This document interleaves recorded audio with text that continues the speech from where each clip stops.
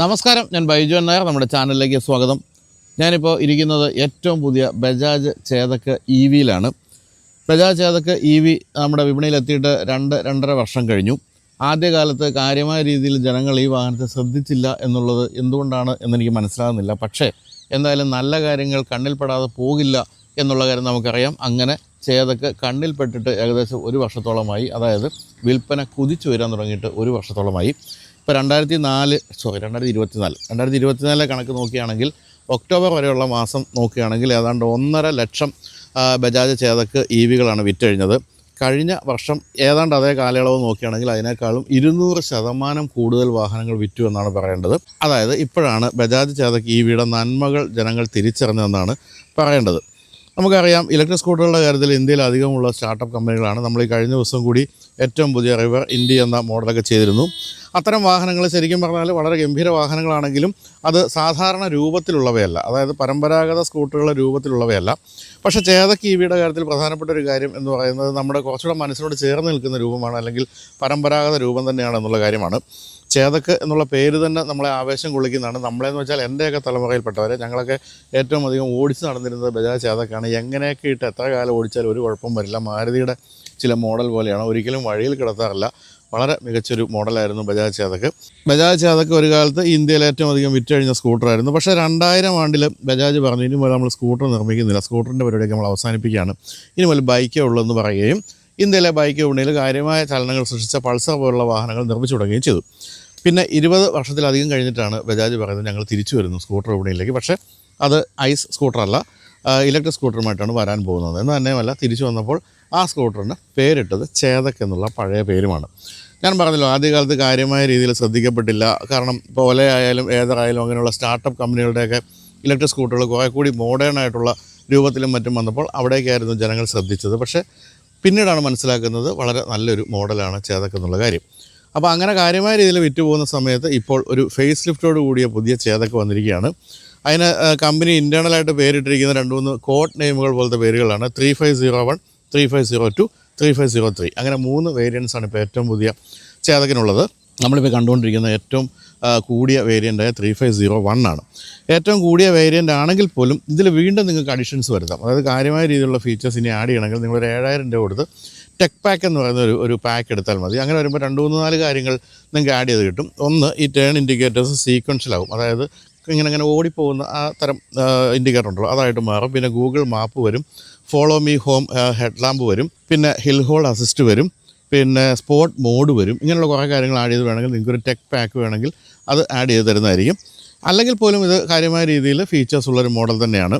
ഇപ്പോൾ 3502, 3503 ഇങ്ങനെ 2 മോഡലിലേക്ക് വരുമ്പോൾ കുറച്ച് ഫീച്ചേഴ്സ് കുറവുണ്ട്. 3503 എന്ന് പറയുന്ന താഴത്തെ വേരിയൻറ്റിലേക്ക് എത്തുമ്പോഴേക്കും ഇതിലിപ്പോൾ കാണുന്ന പോലെയുള്ള കീലെസ് സ്റ്റാർട്ട് പോലുള്ള കാര്യങ്ങൾക്ക് ഒഴിവായിട്ട് മെക്കാനിക്കൽ കീ ആയിട്ട് മാറും.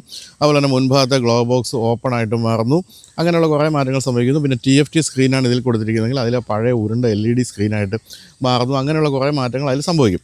എന്തായാലും ടോപ്പിൻ്റെ മോഡലിലേക്ക് വരുമ്പോൾ ഇപ്പോഴും നമ്മൾ കണ്ടുവരുന്ന ഏറ്റവും പുതിയ ആധുനികമായ സ്റ്റാർട്ടപ്പ് കമ്പനികളുടെ സ്കൂട്ടറുകളുമായിട്ട് കിടപിടിക്കുന്ന രീതിയിലുള്ള കാര്യങ്ങളെല്ലാം കൊടുത്തിട്ടുണ്ട്. പിന്നെ ഇപ്പോൾ ഏറ്റവും പുതിയ മോഡൽ വന്നപ്പോൾ ഇതിൻ്റെ നീളം വർദ്ധിച്ചു, സീറ്റിൻ്റെ നീളം വർദ്ധിച്ചു, ഈ ഒരു സ്റ്റോറേജ് സ്പേസ്, സീറ്റിനടിയിലുള്ള സ്റ്റോറേജ് സ്പേസ് വർദ്ധിച്ചു. അങ്ങനെ കുറേ മാറ്റങ്ങളും പിന്നെ എസ്തറ്റിക്കലായിട്ടുള്ള കുറേ മാറ്റങ്ങളും വന്നിട്ടുണ്ട്. ഇപ്പോൾ വളരെ മനോഹരമായൊരു മോഡലായിട്ട് മാറിയിട്ടുണ്ട്.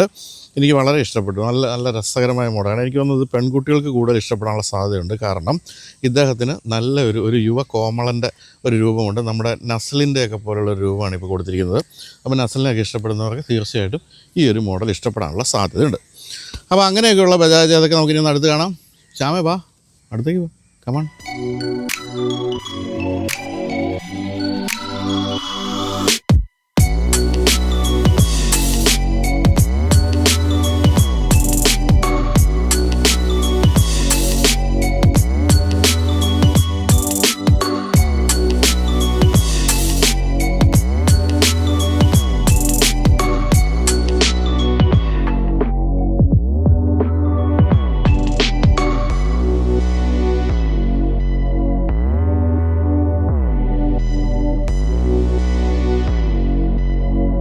ഏറ്റവും പുതിയ ഇലക്ട്രിക് സ്കൂട്ടറുകളെല്ലാം ഒരു പ്രത്യേകതരം രൂപത്തിലുള്ളവയാണെങ്കിൽ ബജാജ് എന്തുകൊണ്ടാണ് ആ പഴയ ഒരു റെട്രോ സ്റ്റൈൽ നിലനിർത്തിയിരിക്കുന്നതെന്ന് ചോദിക്കുകയാണെങ്കിൽ എനിക്ക് തോന്നുന്ന പ്രധാനപ്പെട്ട കാരണം ചേതക്ക് എന്നുള്ള ആ ഒരു ബാഡ്ജിങ് തന്നെയാണ്. ചേതക്കെന്ന് ഓർക്കുമ്പോൾ നമ്മുടെ മനസ്സിൽ വരുന്നത്, എൻ്റെ പൊന്നു പശു ഒന്ന് സംസാരിക്കട്ടെ, ബജാജ് എന്ന് പറയുമ്പോൾ നമ്മുടെ മനസ്സിൽ ഓർമ്മ വരുന്നത് എപ്പോഴും ആ ഒരു പഴയ രൂപമാണല്ലോ.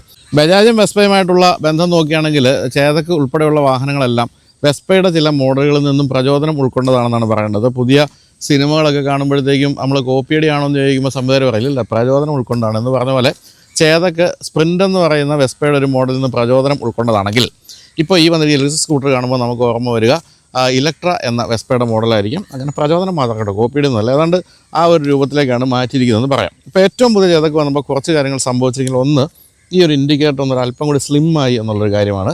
അതുപോലെ തന്നെ ഹെഡ് ലാമ്പിൻ്റെ ചുറ്റും ഒരു ബ്ലാക്ക് ഫിനിഷുള്ള ഭാഗം വന്നിരിക്കുന്നു. ഈ ഒരു ഗ്രില്ല് പോലെ തോന്നിക്കുന്ന ഒരു ഭാഗം അതൊക്കെ നേരത്തെ ഉണ്ടായിരുന്നു തന്നെയാണ്. പക്ഷേ ഈ ബ്ലാക്ക് ഫിനിഷ് നല്ല ഭംഗിയായിട്ടുണ്ട്. ഈ ഭാഗങ്ങളെല്ലാം തന്നെ അതിൽ ഇപ്പോൾ ഇങ്ങനെ കാണുന്ന പോലെ ചെറിയ ചെറിയ ചില സ്റ്റീൽ ഫിനിഷൊക്കെ കൊടുത്ത് ഭംഗിയാക്കിയിട്ടുണ്ട്.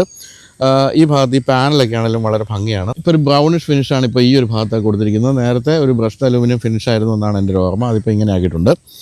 ഒരു സിംഗിൾ സൈഡ് സസ്പെൻഷനാണ് കൊടുത്തിരിക്കുന്നത്. അതുകൊണ്ട് തന്നെ അലോയ് വീലിൻ്റെ ഭംഗിയൊക്കെ വളരെ കൃത്യമായിട്ട് കാണാവുന്ന രീതിയിലാണ്. ആ വീലും കാണാൻ നല്ല ഭംഗിയുണ്ട്. അതിൽ ചേതക്കിൻ്റെ ആ ബാഡ്ജിങ് കൊടുത്തിരിക്കുന്നു. ഈ സൈഡിലേക്ക് വരുമ്പോൾ നമുക്ക് കാണാം ഇവിടെ ആ ഒരു സസ്പെൻഷൻ്റെ ഭാഗങ്ങളൊക്കെ അതിന് അലൂമിനിയം ഫിനിഷാണ് കൊടുത്തിരിക്കുന്നത്. പിന്നെയുള്ള പ്രധാനപ്പെട്ട ഭാഗം എന്ന് പറയുന്നത് മനോഹരമായ ഹെഡ് ലാമ്പാണ്. അതിൽ ഡേറ്റ റണ്ണിങ് ലാമ്പ് കൊടുത്തിരിക്കുന്നു. പിന്നെ ഞാൻ പറഞ്ഞല്ലോ നേരത്തെ, വേണമെങ്കിൽ നിങ്ങൾ ടെക് പാക്ക് എടുക്കുകയാണെങ്കിൽ ഫോളോ മീ ഹോം എന്ന് പറയുന്ന ആ ഓപ്ഷൻ കിട്ടും. എന്ന് പറഞ്ഞാൽ നിങ്ങൾ വാഹനം ഓഫ് ചെയ്ത് കുറച്ച് ദൂരം നടക്കുമ്പോഴും ഈ ഹെഡ് ലാമ്പ് നിങ്ങൾക്ക് പ്രകാശം തരും എന്നുള്ളത്, തട്ടി വീഴാതെ നോക്കാം എന്നുള്ളതാണ് അതിന് പറയേണ്ട കാര്യം. സൈഡ് പ്രൊഫൈലിലേക്ക് വരുമ്പോഴാണ് ഈ വാഹനത്തിൻ്റെ ഏറ്റവും മനോഹരമായ ഒരു രൂപം നമുക്ക് മനസ്സിലാവുന്നത്. ഒരൊറ്റ പാനലാണ് പിൻഭാഗത്തേക്ക് വന്നിരിക്കുന്നത്. ഒരു വലിയ ഒരു ഷെല്ലെടുത്ത് വെച്ചിരിക്കുന്ന പോലുള്ളൊരു രൂപമാണ്. ഇപ്പോൾ ഈ വാഹനത്തിൻ്റെ കാര്യത്തിൽ വീൽ ബേസ് വർദ്ധിച്ചിട്ടുണ്ട്. ഇതിൻ്റെ പ്ലാറ്റ്ഫോം ഉൾപ്പെടെയുള്ള കാര്യങ്ങളൊക്കെ കാര്യമായ മാറ്റം വരുത്തിയപ്പോൾ നീളം വർദ്ധിച്ചു. അങ്ങനെ ഇവിടെ കുറച്ചുകൂടി സ്പേസ് ഒന്ന് വന്നിട്ടുണ്ട്. ഞാൻ ഇത് ഫസ്റ്റ് 2-2.5 വർഷം മുമ്പ് ആദ്യമായി ഓടിച്ചപ്പോൾ ഞാൻ പറഞ്ഞു ഗ്യാസ് കുറ്റി കയറ്റാൻ ബുദ്ധിമുട്ടായിരിക്കും. ഇന്ത്യക്കാരെപ്പോഴും നോക്കുന്ന ഗ്യാസ് കുറ്റി കയറുന്നതാണല്ലോ. ഇപ്പോൾ ഗ്യാസ് കുറ്റി കയറും. അതാണ് പുതിയ കാര്യമായിട്ട് പറയാവുന്ന കാര്യം. ഈ പാനലൊക്കെ നല്ല ഭംഗിയാണ്. നല്ല ഒഴുകി പോകുന്ന പോലെ നല്ല ഭംഗിയുള്ള പാനലാണ് കൊടുത്തിരിക്കുന്നത്. അതുപോലെ സീറ്റിൻ്റെ നീളം വർദ്ധിച്ചു. ഇപ്പം വീൽ ബേസ് കൂടിയപ്പോൾ നീളം വർദ്ധിച്ചു. നിങ്ങൾക്ക് കാണാൻ മനസ്സിലാകുന്നുണ്ടോ എന്ന് അറിഞ്ഞൂടെ. ഇത് ബ്രൗൺ ഫിനിഷാണ് കൊടുത്തിരിക്കുന്നത്. ഈ ഭാഗത്ത് അതിന് ബ്രൗൺ സ്റ്റിച്ചിങ് ഉണ്ട്. ഈ ബ്ലാക്ക് ഫിനിഷുള്ള ഭാഗത്ത് വൈറ്റ് സ്റ്റിച്ചിങ് കൊടുത്തിരിക്കുന്നു. ഇവിടെ നല്ല ഗ്രിപ്പ് കൊടുത്തിട്ടുണ്ട് സീറ്റിന്. അതുകൊണ്ട് തന്നെ സുഖമായിട്ട് നിരങ്ങിപ്പോകാതെ ഇരിക്കാൻ പറ്റുമെന്നാണ് പറയേണ്ടത്. പിൻഭാഗത്തും അലോയ് വീൽ വളരെ വൃത്തിയായിട്ട് കാണാൻ കാര്യം ഇത് മോണോഷോക്കാണ് പിൻഭാഗത്തും കൊടുത്തിരിക്കുന്നത് എന്നുള്ള കാര്യമാണ്. എന്തായാലും ഈ ഒരു ബ്ലാക്ക് ഫിനിഷിന് ചേരുന്ന രീതിയിലാണ് പിന്നിലെയും വീലിൻ്റെ ഭാഗങ്ങളെല്ലാം തന്നെ കാണാനാവുന്നത്. പിന്നിലേക്ക് വരുമ്പോഴും വളരെ മനോഹരമായ രൂപമാണ്. വളരെ ഹെവി ആയിട്ടുള്ള പിൻഭാഗം എന്ന് പറയാം. അതുപോലെ വലിയ ടേൺ ഇൻഡിക്കേറ്റേഴ്സും അതുപോലെ തന്നെ സ്റ്റോപ്പ് ലാമ്പും ഒക്കെയാണ് കൊടുത്തിരിക്കുന്നത്. ഇവിടെയും മുൻഭാഗത്ത് കണ്ട പോലുള്ള എലമെൻറ്റ് കൊടുത്ത് ഭംഗിയാക്കിയിട്ടുണ്ട്. അതുപോലെ സൈഡിൽ റിഫ്ലക്റ്റേഴ്സും കൊടുത്തിട്ടുണ്ട്. പിന്നെ മറ്റൊരു കാര്യം പറയാൻ വിട്ടുപോയത്, നേരത്തെ പ്രീമിയം ഏറ്റവും ടോപ്പ് എൻഡ് മോഡൽ ഉണ്ടായിരുന്ന ചേതക്കെന്നുള്ള ഈ പിൻഭാഗത്ത് കാണുന്ന ഒരു ബാഡ്ജിങ് ഉണ്ട്. അത് ഗ്രാഫിക്കാണ് കൊടുത്തിരിക്കുന്നത്. അത് ഇപ്പോൾ എല്ലാ വേരിയൻറ്റിലും വന്നിട്ടുണ്ട്. ഈ ചേതക്കെന്നുള്ള ബാഡ്ജിങ് കൂടാതെ പിൻഭാഗത്ത് കാണുന്ന ഈ ഒരു വലിയ ഗ്രാഫിക്കൽ ആയിട്ട് കൊടുത്തിരിക്കുന്ന ഭാഗം ഇപ്പോൾ എല്ലാ മോഡലിലും ഉണ്ട്. ഇവിടെ കുറച്ച് സ്പോർട്ടി ആയിട്ടുള്ള ഒരു ലൈനും അതിൽ ഒരു ബ്ലൂ ഫിനിഷുള്ള ഭാഗമൊക്കെ കൊടുത്തിട്ടുണ്ട്. ഇപ്പോൾ പുതിയ മോഡൽ വന്നപ്പോൾ പഴയതിൽ നിന്ന് വ്യത്യസ്തമായിട്ട് ഈ ഒരു സ്റ്റോറേജ് സ്പേസിൻ്റെ ഉള്ളിലായിരുന്ന ബാറ്ററി എടുത്തിട്ട് ഈ ഫ്ലോർ ബോർഡിൻ്റെ താഴെ ആക്കിയിട്ടുണ്ട്. അതായത് ഇപ്പം സാധാരണ എല്ലാ സ്കൂട്ടറിലും കാണുന്ന പോലെ. അതാണ് ഇവിടെ ഇപ്പോൾ ഇത്തിരി ഒന്ന് വീതി കൂടി നിൽക്കുന്നത്. അതുകൊണ്ട് എന്താ ഗുണം സംഭവിച്ചതെന്ന് വെച്ചാൽ ഇതിനകത്ത് സ്പേസ് കൂടി. 21 ലിറ്റർ ആയിരുന്നു 35 ലിറ്ററായിട്ട് വർദ്ധിച്ചു. അപ്പോൾ കുറേ കൂടി കൂടുതൽ സാധനങ്ങൾ അതിൽ കയറ്റാൻ സാധിക്കും. പിന്നെ ഈ കാണുന്ന പോലെ ഇതിങ്ങനെ സ്ഥിരമായിട്ട് തൂക്കിയിട്ടിരിക്കുക കേട്ടോ. ഇത് ഡീലർഷിപ്പിലെ വണ്ടി ആയതുകൊണ്ട് ദൂരാൻ പറ്റുന്നില്ല. എന്തായാലും ഇതാണ് ഇതിൻ്റെ കീലെസ് സ്റ്റാർട്ടിൻ്റെയും മറ്റു സ്വിച്ച്. എല്ലാ കാര്യങ്ങളും നമ്മൾ കീലെസ് ആയിട്ട് ഇതിലാണ് ചെയ്യേണ്ടത്. കീലെസ് എന്ന് പറഞ്ഞാൽ കയ്യിൽ ഇത് ഉണ്ടായാൽ മാത്രം മതി. അങ്ങനെയാണെങ്കിൽ വാഹനം നമുക്ക് നടന്നു വരുമ്പോൾ തന്നെ സ്റ്റാർട്ട് ചെയ്ത് ഓടിക്കാൻ റെഡിയാക്കി നിർത്താമെന്നുള്ളതാണ് ഇതിൻ്റെ പ്രത്യേകത. പിന്നെ മറ്റു കാര്യങ്ങളിലേക്ക് പോവുകയാണെങ്കിൽ വരൂ, കമൺ ബോയ്സ്. ഇപ്പോൾ നമ്മളിവിടെ കാണുന്ന ഈ സ്വിച്ചുകളെല്ലാം തന്നെ നമ്മളിപ്പോൾ ഇത് പ്രസ് ചെയ്ത് വാഹനത്തെ ഏതാണ്ട് റെഡിയാക്കി നിർത്തിയിരിക്കുകയാണ്. നമുക്ക് ഓരോരോ കാര്യങ്ങൾ പ്രസ് ചെയ്തൊക്കെയാണ് ഓൺ ചെയ്യേണ്ടത്. ഇതിലൊന്ന് പ്രസ് ചെയ്താൽ, ലോങ് പ്രസ് ചെയ്തപ്പോൾ നമുക്ക് ഇത് തുറക്കാൻ സാധിച്ചു. ഇത്രയും വലിയ സ്പേസ് ആയിട്ട് മാറിയിട്ടുണ്ട്. അതായത് 35 ലിറ്ററായിട്ട് മാറിയിട്ടുണ്ട്. ഇതിൽ ചാർജറൊക്കെയാണ് ഇപ്പോൾ ഈ കിടക്കുന്നത്. ഇവിടെ ലൈറ്റ് കൊടുത്തിട്ടുണ്ട്. അങ്ങനെ ഒരു വലിയ ഫുൾ ഫേസ് ഹെൽമെറ്റ് വെക്കാവുന്ന രീതിയിലുള്ള സ്പേസ് ഇവിടെ ലിബറേറ്റ് ചെയ്ത് വന്നിട്ടുണ്ടെന്നാണ് പറയേണ്ടത്. ഇതാണ് ഇതിൻ്റെ ചാർജിങ് പോർട്ട് കൊടുത്തിരിക്കുന്നത്. നിർമ്മാണ നിലവാരം വ്യക്തമാകണമെങ്കിൽ ഇത്തരം കാര്യങ്ങൾ തുറന്നു കാണുകയാണ് വേണ്ടത്. അത് തീർച്ചയായിട്ടും നമുക്ക് നല്ല നിലവാരം തോന്നുന്നുണ്ട്. അപ്പോൾ അതടച്ചു. ഇനി ഈ മുൻഭാഗത്തെ ഗ്ലോ ബോക്സ് നോക്കണമെങ്കിൽ ഒന്ന് തുറന്നു, ഒന്ന് ഞെക്കി അത് തുറന്നു. ഇതിലും തരക്കേടില്ലാത്ത സ്പേസ് കൊടുത്തിട്ടുണ്ട് ചെറിയ സാധനങ്ങളും മറ്റും സൂക്ഷിക്കാൻ വേണ്ടി. ഇവിടെ ചാർജിങ് പോയിൻ്റ് കൊടുത്തിരിക്കുന്നു. മൊബൈൽ വയ്ക്കാൻ വേണ്ടി ഇവിടെ ഒരു ട്രാപ്പൊക്കെ കൊടുത്തിട്ടുണ്ട്. അതായത് ചാർജ് ചെയ്യാൻ വയ്ക്കുമ്പോൾ അതവിടെ ചേർന്ന് അങ്ങനെ ഇരുന്നുകൊള്ളും. അത്രയും തോട്ട്ഫുള്ളായുള്ള കാര്യങ്ങൾ കൊടുത്തിട്ടുണ്ട്. ഇവിടെ ഫസ്റ്റ് എയ്ഡ് ബോക്സ്, അതിൻ്റെ അത് ചെറിയ സാധനങ്ങളൊക്കെ വയ്ക്കാൻ, കൂടാതെ ഇങ്ങനെയുള്ള ചില ഗടിപിടികളൊക്കെ വെച്ചിട്ടുണ്ട്. അത്യാവശ്യം വേണ്ട പണിയൊക്കെ ചെയ്യാൻ വേണ്ടി അതവിടെ വെച്ചിട്ടുണ്ട്. ഇവിടെയും ചെറിയ ഒരു സ്റ്റോറേജ് സ്പേസ് കൊടുത്തിട്ടുണ്ടെന്ന് പറയാം. എന്തായാലും അതിൻ്റെയൊക്കെ നിലവാരം ഗംഭീരമാണ്. ഇവിടെ 3501 എന്ന് പറയുന്ന ഈ ഒരു ബാഡ്ജിങ് ആണെന്ന് നമുക്ക് മനസ്സിലാക്കാം. ഇദ്ദേഹം new generation Bajaj Chetak EV ആണ് എന്നുള്ള കാര്യം. ഇവിടെയും കൊടുത്തിരിക്കുന്ന നല്ലൊരു സംഭവമാണ്. ഇതൊന്ന് പ്രസ് ചെയ്ത് വിട്ട് കഴിഞ്ഞാൽ ഒരു ഹുക്കുണ്ട്. അതിൽ 8 കിലോ വരെ ഇതിൽ തൂക്കിയിടാമെന്ന് അതിൽ എഴുതിയിട്ടുണ്ട്. 8 കിലോ മാക്സ് എന്ന് എഴുതിയിട്ടുണ്ട്. എനിക്ക് പുതിയ മോഡൽ ഏറ്റവും ഇഷ്ടപ്പെട്ട ഒരു കാര്യം എന്ന് പറയുന്നത് ഈ 5 ഇഞ്ചിൻ്റെ TFT സ്ക്രീനാണ്. ഇതുണ്ട്, ഇവിടുത്തെ ഇത് ചേർത്ത് വെച്ചിരിക്കുന്നുണ്ട്. ഒരു തരത്തിലുള്ള ഗ്യാപ്പുകളൊന്നും വരാത്ത രീതിയിൽ, മഴ പെയ്താലൊന്നും പേടിക്കേണ്ടാത്ത രീതിയിൽ നല്ല ഗംഭീരമായിട്ട് ആ സ്ക്രീൻ അതിലൂടെ ചേർന്നിരിക്കുന്നുണ്ട്. നേരത്തെ നിങ്ങൾക്ക് ഓർമ്മയുണ്ടാകും, ഇവിടെ നമുക്കൊരു LCD സ്ക്രീനായിരുന്നു, ഒരു ഉരുണ്ട LCD സ്ക്രീനായിരുന്നു. ഇതിലിപ്പോൾ ഏറ്റവും ആധുനികമായ സ്ക്രീൻ പോലെ അങ്ങ് മാറിയിട്ടുണ്ട്. ഇതിൽ പല കാര്യങ്ങളുണ്ട്. ഇപ്പോൾ ഇതിൻ്റെ അകത്ത് പ്രധാനമായിട്ടും നമുക്ക് കാണാവുന്നത് നാവിഗേഷനൊക്കെയാണ്. നാവിഗേഷൻ്റെ അതിൻ്റെ അപ്പുറത്തേക്കുള്ള കാര്യങ്ങൾ നിങ്ങൾക്ക് വേണമെങ്കിൽ ഞാൻ നേരത്തെ പറഞ്ഞ ടെക് പാക്ക് എടുത്താൽ മതി. അപ്പോൾ അത് മ്യൂസിക് ഉൾപ്പെടെയുള്ള കാര്യങ്ങളെല്ലാം ഇപ്പോൾ ഇതിൽ ഉണ്ടോ, ടെക് പാക്ക് ഡിസേബിൾ എന്ന് എഴുതിയിട്ടുണ്ട്. മ്യൂസിക്കും മറ്റും എടുക്കുമ്പോൾ ഇപ്പോൾ 10/10 നാവിഗേഷനാണ് പ്രധാനമായിട്ടും ഇതിനകത്ത് പറയുന്നത്. മറ്റ് ഇൻഫർമേഷൻ റേഞ്ച് 120, അത് 91% ചാർജ് ഇപ്പോൾ 120 കാണിക്കുന്നുണ്ട്. ആവറേജ് സ്കോർ 71 എന്ന് കാണിക്കുന്നു. ഓഡോയിൽ 190 ഓടിയിട്ടുണ്ട്. അത്തരം കാര്യങ്ങളൊക്കെയാണ് ഈ ഒരു ടച്ച് സ്ക്രീനിൽ കാണുന്നതെങ്കിൽ മറ്റ് കാര്യങ്ങളിലേക്ക് പോകുമ്പോൾ ടെക് പാക്ക് വാങ്ങിക്കുന്നതായിരിക്കും ബുദ്ധി. കണ്ടോ, ഡോക്യുമെൻറ്റ്സ് എല്ലാം നിങ്ങൾക്ക് സേവ് ചെയ്യാം. അതുപോലെ ഇവിടെ ഡിസ്പ്ലേ, ഈ ഡിസ്പ്ലേയുടെ ബ്രൈറ്റ്നസ് അത്തരം കാര്യങ്ങളൊക്കെ മാറ്റാം. ഇത് വെഹിക്കിൾ ഇൻഫോ, വെഹിക്കിൾ സെറ്റിങ്സ്, അത്തരം കാര്യങ്ങളൊക്കെയാണ് ഇതിൽ കൊടുത്തിരിക്കുന്നത്. പിന്നെ ഇവിടെ ഗൈഡഡ് ടൂർ, അത്തരം പല കാര്യങ്ങളുണ്ട്. എങ്കിൽ പോലും എനിക്ക് തോന്നുന്നു ടെക് പാക്ക് എടുക്കുന്നത് നല്ലതായിരിക്കും തീർച്ചയായിട്ടും. ഇതിൻ്റെ താഴേക്കുള്ള വേരിയൻറ്റുകളിലേക്ക് വരുമ്പോൾ ഞാൻ പറഞ്ഞല്ലോ, ഇപ്പോഴും LCD സ്ക്രീൻ നിലനിർത്തിയിരിക്കുകയാണ്. അപ്പോൾ ഈ സ്ക്രീനിൽ നമുക്കിവിടെ മാനുവലി വേണമെങ്കിലും ഇതിൽ അഡ്ജസ്റ്റ്മെൻറ്റുകളൊക്കെ വരുത്താം, കാണുന്നുണ്ടാവും. അതുപോലെ തന്നെ ഇവിടെ ഡ്രൈവ് മോഡുകളിലേക്ക് പോകുമ്പോഴും ഡ്രൈവ് മോഡ് നിങ്ങൾക്ക് ഇതിലൊരൊറ്റ ഡ്രൈവ് മോഡേ ഉള്ളൂ. ടെക് പാക്ക് വരുമ്പോൾ അതിൽ സ്പോർട്ട് എന്ന് പറയുന്ന മോഡ്, ഇക്കോ മോഡ്, അങ്ങനെയുള്ള പല മോഡുകളിലേക്ക് വേണമെങ്കിൽ മാറ്റാനും സാധിക്കും. എന്തായാലും സ്വിച്ച് ഗിയറുകളുടെ എല്ലാം ക്വാളിറ്റി എന്ന് പറയുന്നത് അമേസിങ് എന്നാണ് പറയേണ്ടത്. ഒരു തരത്തിലും ഒരു കുറ്റവും പറയാനില്ല. എല്ലാം വാട്ടർ പ്രൂഫായിട്ട് ഗംഭീരമായിട്ട് കൊടുത്തിരിക്കുന്നു. അതുപോലെ ഇവിടെ 2 സൈഡ് വ്യൂ മിറേഴ്സ് ആണെങ്കിലും ഭംഗിയായിട്ട് ഇൻ്റഗ്രേറ്റ് ചെയ്ത പോലെ നിൽക്കുന്നുമുണ്ട്. അപ്പോൾ എൻ്റെ അഭിപ്രായത്തിൽ ഈ വാഹനം വാങ്ങിക്കുമ്പോൾ അതോടൊപ്പം തന്നെ ടെക് പാക്ക് കൂടെ വാങ്ങിക്കുകയാണെങ്കിൽ നിങ്ങൾക്ക് എല്ലാ തരത്തിലുള്ള കണക്ടിവിറ്റി ഫീച്ചേഴ്സും ഭംഗിയായിട്ട് കിട്ടും എന്നാണ് തോന്നുന്നത്. അപ്പോൾ അത്തരം കാര്യങ്ങൾ ബജാജ് പുതിയ ടെക് കമ്പനികളുമായിട്ട് കിടപിടിക്കുന്ന രീതിയിലേക്ക് ചേതക്കിനെ മാറ്റിയിട്ടുണ്ട്. എന്തായാലും മൊത്തത്തിൽ പ്രാക്ടിക്കാലിറ്റി വളരെയധികം വർദ്ധിച്ചു എന്നാണ് പറയേണ്ടത്. ധൈര്യമായിട്ട് നിങ്ങൾക്ക് വാങ്ങിക്കാവുന്ന ഒരു സ്കൂട്ടറായിട്ട് മാറിയിട്ടുണ്ട്. ആദ്യകാലത്ത് ചില ഹീറ്റിംഗ് ഇഷ്യൂസൊക്കെ നമ്മുടെ ഫസ്റ്റ് വീഡിയോയുടെ താഴെ 2.5 വർഷം മുമ്പ് ചെയ്ത ഫസ്റ്റ് വീഡിയോയുടെ താഴെ ചില കമൻറ്റുകളൊക്കെ ഉണ്ട്. ഞാനാണ് ആദ്യമായിട്ട് ഈ വാഹനം വാങ്ങിച്ചത്, അന്ന് ഹീറ്റ് ഇഷ്യൂസൊക്കെ ഉണ്ടായിരുന്നു എന്നൊക്കെ പറയുന്ന കമൻറ്റുകളൊക്കെ ഉണ്ടെങ്കിൽ ഇപ്പോൾ അത്തരം ഇഷ്യൂസൊക്കെ മാറിയിട്ടുണ്ട്. എന്തായാലും വാഹനം കാണാനുള്ള ഭംഗിയും അതുപോലെ തന്നെ സ്പേസ്, അത്തരം കാര്യങ്ങളെല്ലാം മാറ്റം വന്നു. റേഞ്ചിലും കാര്യമായ മാറ്റം വന്നിരിക്കുകയാണ്. 153 കിലോമീറ്ററാണ് ഇപ്പോൾ കമ്പനി പറയുന്ന റേഞ്ച്. അതായത് 27 കിലോമീറ്റർ റേഞ്ച് വർദ്ധിച്ചിട്ടുണ്ട്. ബാറ്ററി പാക്ക് അല്പം കൂടി വലുതാക്കി, അതുകൊണ്ടാണ് അങ്ങനെയൊക്കെ സംഭവിച്ചിരിക്കുന്നത്. പിന്നെ ടോപ്പ് സ്പീഡും വർദ്ധിച്ചിട്ടുണ്ട്. അത് നമുക്ക് ഓടിക്കുമ്പോൾ അതിനെപ്പറ്റി കൂടുതൽ മനസ്സിലാക്കാം. അപ്പോൾ അത്തരത്തിലുള്ള കുറേ മാറ്റങ്ങളോടുകൂടിയാണ് ഏറ്റവും പുതിയ ചേതക്ക് വന്നിരിക്കുന്നത്.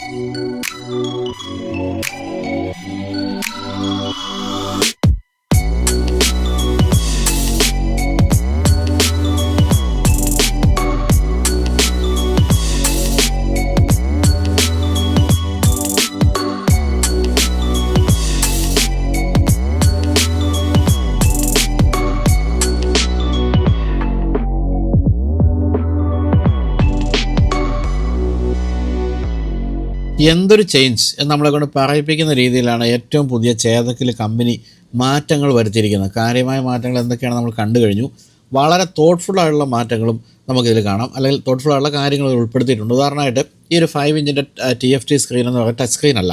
ഈ വാഹനത്തിൻ്റെ പ്രധാനപ്പെട്ട എതിരാളികൾ എന്നൊക്കെ വിളിക്കാവുന്ന ഏതാണ്ട് 450 XL അതുപോലെ തന്നെ ഓല S1 Proയിലൊക്കെ ആണെങ്കിലും ടച്ച് സ്ക്രീനാണ് കൊടുത്തിരിക്കുന്നത്. പക്ഷേ എന്തുകൊണ്ടാണ് ടച്ച് സ്ക്രീൻ കൊടുക്കാതിരുന്നത് എന്ന് ചോദിച്ചാൽ ബജാജ് പറയുന്ന ഉത്തരം ഇതിൻ്റെ ഡ്യൂറബിലിറ്റി കൂട്ടാൻ വേണ്ടിയാണ് എന്നുള്ളതാണ്. അതായത് ടച്ച് സ്ക്രീൻ ആകുമ്പോൾ ആ ഒരു ടച്ച് സെൻസിറ്റിവിറ്റി വേണമെങ്കിൽ കുറച്ച് കാലം കഴിയുമ്പോൾ പോകാം, ആ സമയത്ത് ഉപയോഗശൂന്യമാകും.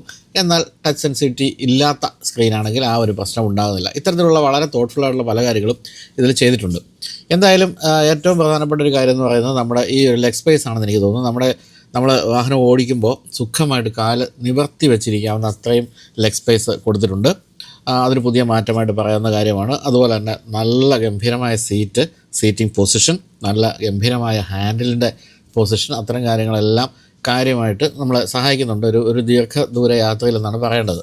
എന്തായാലും നമ്മൾ ഈ കണ്ടു കഴിഞ്ഞ ഉപരിപ്ലവമായി കണ്ടു കഴിഞ്ഞ മാറ്റങ്ങൾ എന്നൊക്കെ വേണമെങ്കിൽ പറയാം. അതായത് ഡിസൈനിലും മറ്റും വന്നിരിക്കുന്ന മാറ്റങ്ങൾക്കുപരി കാര്യമായ മാറ്റം ബാറ്ററി പാക്കിലൊക്കെ സംഭവിച്ചിട്ടുണ്ട്. 2.9 കിലോ വാട്ട് ആയിരുന്ന ബാറ്ററി പാക്ക് ഇപ്പോൾ 3.2 കിലോ വാട്ടായിട്ടാണ് വർദ്ധിച്ചിരിക്കുന്നത്. അതുകൊണ്ട് തന്നെ കൂടുതൽ എന്താ പറയുക എനർജി ഈ വാഹനം പുറപ്പെടുവിക്കുന്നുണ്ട്, അല്ലെങ്കിൽ നമ്മളെ ഓട്ടത്തിൽ സഹായിക്കുന്നുണ്ട് എന്ന് വേണമെങ്കിൽ പറയാം. അങ്ങനെ വരുമ്പോൾ തീർച്ചയായിട്ടും പിന്നീട് മാറ്റം വരാവുന്നത് റേഞ്ചിൻ്റെ കാര്യത്തിലാണ്. റേഞ്ച് 126 കിലോമീറ്റർ ആയിട്ടാണ് വർദ്ധിച്ചിരിക്കുന്നത്. അതായത് 108 ആയിരുന്നത് 126 ഒരു പ്രീമിയം എന്ന് പറയുന്ന ഈ ഒരു വേരിയൻറ്റിൽ വർദ്ധിച്ചിട്ടുണ്ട്. എനിക്ക് തോന്നുന്നത് 126 കിലോമീറ്റർ റേഞ്ച് എന്ന് കമ്പനി അവകാശപ്പെടുമ്പോൾ 115 വരെ കിട്ടാം. കാരണം സ്കൂട്ടറാണ്. കാറാണെങ്കിലാണ് വീണ്ടും കുറച്ചുകൂടെ കുറയുക. സ്കൂട്ടറിൻ്റെ കാര്യത്തിൽ 115 കിലോമീറ്റർ വരെ റേഞ്ച് സുഖമായിട്ട് നമുക്ക് പ്രതീക്ഷിക്കാം. ഇക്കോ എന്ന മോഡിലേക്കൊക്കെ മാറ്റിയിട്ട് കുറച്ചുകൂടി ശ്രദ്ധിച്ച് ഓടിക്കുകയാണെങ്കിൽ എനിക്ക് തോന്നുന്നു 120 വരെയൊക്കെ കിട്ടാനുള്ള സാധ്യത തീർച്ചയായിട്ടും ഉണ്ട്.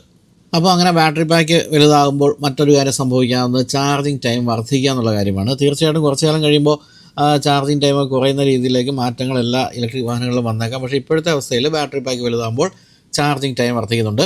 നേരത്തെ 4 മണിക്കൂറായിരുന്നു ഒരു ഫുൾ ചാർജിന് വേണ്ടി വരുന്നത്, 0 to 100 വേണ്ടി വരുന്നതെങ്കിൽ ഇപ്പോൾ അതിന് വേണ്ടി വരുന്നത് 4 മണിക്കൂർ 30 മിനിറ്റാണ്. അതായത് 30 മിനിറ്റ് ചാർജിങ് ടൈം വർദ്ധിച്ചിട്ടുണ്ട്. ഇതൊരു 800 വാട്ടിൻ്റെ ഓൺ ബോർഡ് ചാർജറിലാണ് ഞാനീ പറയുന്നത്.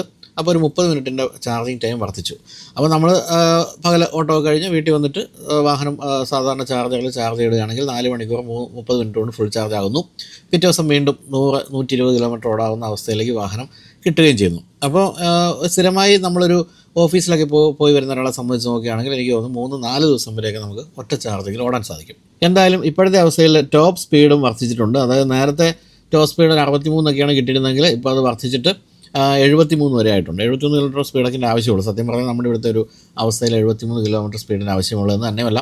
ഇലക്ട്രിക് സ്കൂട്ടറുകളൊക്കെ ആകുമ്പോഴത്തേക്കും അതിൽ കൂടുതൽ സ്പീഡ് എടുക്കുക എന്ന് പറഞ്ഞാൽ ഒരു പിടിവിട്ട പോക്കായിട്ട് നമുക്ക് അനുഭവപ്പെടും. അതുകൊണ്ട് തന്നെ 73 കിലോമീറ്റർ സ്പീഡ് എന്ന് പറയുന്നത് മോശമല്ല. എന്തായാലും സ്പോട്ട് എന്ന മോഡിലേക്ക് മാറ്റിയിടുമ്പോഴാണ് കൃത്യമായിട്ട് നമുക്ക് ആ ഒരു ടോപ്പ് സ്പീഡൊക്കെ അനുഭവിക്കാൻ കഴിയുന്നത്. ഇക്കോ എന്ന മോഡിൽ കുറച്ചുകൂടി കാര്യങ്ങളെല്ലാം പതുക്കെയാണ്. അപ്പോൾ മൈലേജ് അല്ലെങ്കിൽ റേഞ്ച് കൂടുതൽ കിട്ടുകയും ചെയ്യുമല്ലോ. എന്തായാലും ഇത്തരം മാറ്റങ്ങളൊക്കെ സംഭവിച്ചെങ്കിലും ഈ മോട്ടറിൻ്റെ കാര്യത്തിൽ ഇതുവരെ ഉപയോഗിച്ചിരുന്ന ആ ഒരു പെർമനൻറ്റ് മാഗ്നറ്റ് മോട്ടറിൻ്റെ കാര്യത്തിൽ മാറ്റം സംഭവിച്ചില്ല. സെയിം മോട്ടർ തന്നെയാണ് ഇപ്പോൾ വന്നിരിക്കുന്നത്. അതിൽ ബാറ്ററി പാക്കിലാണ് പ്രധാനമായിട്ട് മാറ്റം സംഭവിച്ചിരിക്കുന്നത്. ഇപ്പോൾ നിലനിർത്തിയിരിക്കുന്നത് ആ ഒരു 4.2 കിലോ വാട്ടിൻ്റെ അതേ മോട്ടർ തന്നെയാണ്. 20 ന്യൂട്ടൺ മീറ്ററാണ് മാക്സിമം ടോർക്ക്. പിന്നെ എനിക്ക് തോന്നിയൊരു കാര്യം, ഈ വാഹനത്തിന് ഈ ഒരു സെഗ്മെൻറ്റ് നോക്കുകയാണെങ്കിൽ ഏറ്റവും കൂടുതൽ വെയിറ്റ് ഉള്ളൊരു വാഹനമാണ്. 134 കിലോഗ്രാം ഭാരമുണ്ട്. ആ ഒരു ഭാരം എന്ന് പറയുന്നത് നമ്മൾ കഴിഞ്ഞ ദിവസം ടെസ്റ്റ് ചെയ്ത നമ്മുടെ റിവർ ഇൻഡി സ്കൂട്ടർ പോലെയാണ്. ആ ഒരു വെയിറ്റ് ഉള്ളത് നമുക്ക് കുറച്ചുകൂടി റോഡ് ഗ്രിപ്പ് അനുഭവിക്കാൻ അതുകൊണ്ട് നമുക്ക് സാധിക്കുന്നുണ്ട്. കൂടാതെ ഹാൻഡ്ലിങ്ങിൻ്റെ കാര്യത്തിലും കുറച്ചുകൂടി നമുക്ക് ഒരു കോൺഫിഡൻസ് തരുന്ന ഹാൻഡ്ലിങ് കിട്ടുന്നുണ്ട്. തീരെ ഒരു വെയിറ്റ് കുറഞ്ഞ വാഹനമാകുമ്പോൾ നമുക്ക് ആ ഒരു കോൺഫിഡൻസ് കിട്ടില്ലെങ്കിൽ ഈ വാഹനത്തിൻ്റെ കാര്യത്തിൽ ആ ഒരു കോൺഫിഡൻസ് കിട്ടുന്ന രീതിയിലുള്ള റോഡ് ഗ്രിപ്പും ഉണ്ട്, അതുപോലെ തന്നെ വെയിറ്റും ഉണ്ട്.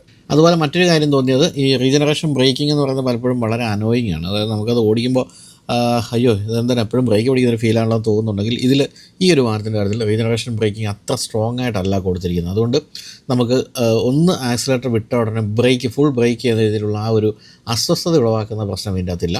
കുറച്ച് മൈൽഡായിട്ടുള്ള റീജനറേറ്റീവ് ബ്രേക്കിംഗ് രീതിയാണ് കൊടുത്തിരിക്കുന്നത്. എന്തായാലും വളരെ പോസിറ്റീവായിട്ടുള്ള മാറ്റങ്ങളാണ് നമ്മളെ ഈ ഒരു വാഹനത്തിൽ കാത്തിരിക്കുന്നത്. എൻ്റെ അഭിപ്രായത്തിൽ നിങ്ങൾ വാങ്ങിക്കുമ്പോൾ ടെക് പാക്കുള്ള ആ ഒരു ടോപ്പിൻ്റെ വേരിയൻ്റ് തന്നെ വാങ്ങിക്കുക. കാരണം അത്തരത്തിലുള്ള കുറേ പുതിയ മാറ്റങ്ങൾ അല്ലെങ്കിൽ പുതിയ കാര്യങ്ങൾ അതിൽ കൊണ്ടുവന്നിട്ടുണ്ട്.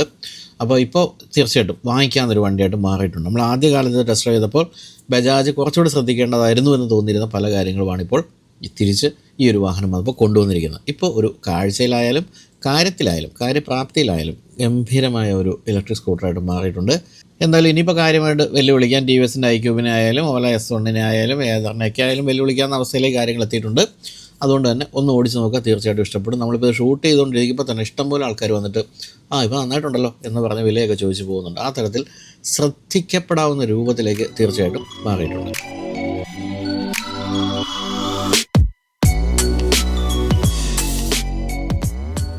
ഞാൻ പറഞ്ഞല്ലോ ഈ വാഹനത്തിന് 3 വേരിയൻസ് ആണുള്ളത്. അപ്പോൾ വില ആരംഭിക്കുന്നത് 1,21,000 രൂപയിലും അവസാനിക്കുന്നത് 1,33,000 രൂപയിലുമാണ്. അതായത് അത് എക്സ്ഷോറൂം വിലയാണ് ഞാൻ പറഞ്ഞത്. അതിൻ്റെ കൂടെ ടെക് പാക്ക് വരുമ്പോൾ വീണ്ടും ഒരു 7,000 രൂപ കൂടി വർദ്ധിക്കുമെന്നുള്ളൊരു സംശയമില്ല. എന്തായാലും ബജാജ് എന്ന വാഹന നിർമ്മാണ കമ്പനിയുടെ ദശകങ്ങളോളം നീണ്ട ആ ഒരു എക്സ്പീരിയൻസ് തന്നെയാണ് ഈ വാഹനത്തിൻ്റെ ഒരു പ്രധാനപ്പെട്ട USP ആയിട്ട് നമുക്ക് പറയാവുന്നത്. ഒരിക്കലും നിർത്തിപ്പോകുന്ന കമ്പനിയൊന്നുമല്ല. ചൈനീസ് സാധനങ്ങളൊന്നും തന്നെ ഇതിൻ്റെ അകത്തില്ല. അത്തരത്തിലുള്ള പല പ്രത്യേകതകളും ഈ ഒരു വാഹനത്തിനുണ്ട്. അപ്പോൾ ഇപ്പോൾ കൂടുതൽ സ്വർണ്ണത്തിന് സുഗന്ധം എന്നൊക്കെ പറഞ്ഞ പോലെ കൂടുതൽ മികച്ച ഫീച്ചേഴ്സുമായിട്ട് ചേതക്ക് വന്നിരിക്കുകയാണ്. അപ്പോൾ നമുക്കിനി തീർച്ചയായിട്ടും ഈ വാഹനം വാങ്ങിക്കാമെന്ന് തോന്നുന്നു. വാങ്ങിച്ചു തുടങ്ങിയിട്ടുണ്ടല്ലോ. കഴിഞ്ഞൊരു വർഷം 1.5 ലക്ഷം യൂണിറ്റുകൾ വിൽക്കുക എന്ന് പറയുന്നത് ചെറിയ കാര്യമല്ല. ആദ്യകാലത്ത് ചേതക്കിൻ്റെ ഈ ഇലക്ട്രിക് ചേതക്കിൻ്റെ ഡീലർഷിപ്പ് എടുത്ത പലരും ഇടയ്ക്ക് വെച്ചൊക്കെ നിർത്തിപ്പോയിരുന്നു. പക്ഷേ പുതുതായിട്ട് വന്നവരെല്ലാം ഭാഗ്യവാന്മാരാണ് എന്നാണ് ഏറ്റവും പുതിയ ചേതക്കിൻ്റെ വിൽപ്പന തെളിയിക്കുന്നത്. അപ്പോൾ ഇത്രയും പറഞ്ഞുകൊണ്ട് മറ്റൊരു ഇലക്ട്രിക് സ്കൂട്ടർ കൂടെ അവതരിപ്പിച്ച സന്തോഷത്തോടുകൂടി വീട്ടിലേക്ക് പോകുന്നു. അപ്പോൾ ബൈ.